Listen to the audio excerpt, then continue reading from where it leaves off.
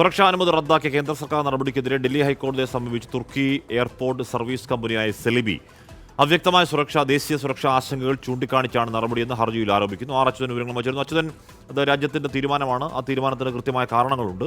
അപ്പോൾ അതിനെതിരെ കമ്പനി പറയുന്ന കാര്യങ്ങൾ എന്താണ്?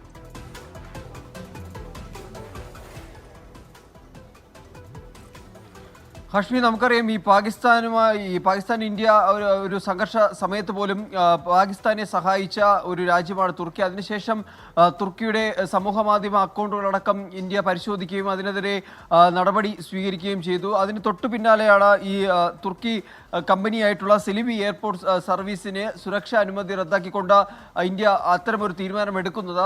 ആ തീരുമാനം ചോദ്യം ചെയ്താണ് ഇപ്പോൾ സെലിബി ഡൽഹി ഹൈക്കോടതിയെ സമീപിച്ചത്. അതിൽ പറയുന്നത് അവ്യക്തമായ ദേശീയ സുരക്ഷാ ആശങ്കകൾ കാരണങ്ങൾ ചൂണ്ടിക്കാണിച്ചാണ് ഈ നടപടി ഉണ്ടായിരിക്കുന്നത്.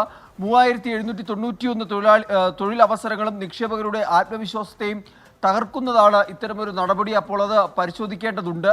ഒരു മുന്നറിയിപ്പും കൂടാതെയാണ് ഇന്ത്യ ഈ ഒരു നടപടി സ്വീകരിച്ചതെന്നും ആ ഹർജിയിൽ പറയുന്നുണ്ട്. പക്ഷേ ദേശസുരക്ഷയുടെ ഒരു കണക്കിലെടുത്തുകൊണ്ട് ഇന്ത്യക്ക് ഇത്തരത്തിലുള്ള നടപടികൾ സ്വയം സ്വീകരിക്കാൻ കഴിയുന്നതാണ്. എന്തായാലും കോടതിയിലേക്ക് ഈ വിഷയം എത്തിയിരിക്കുന്നു എന്നതാണ് ഹാഷ്മി.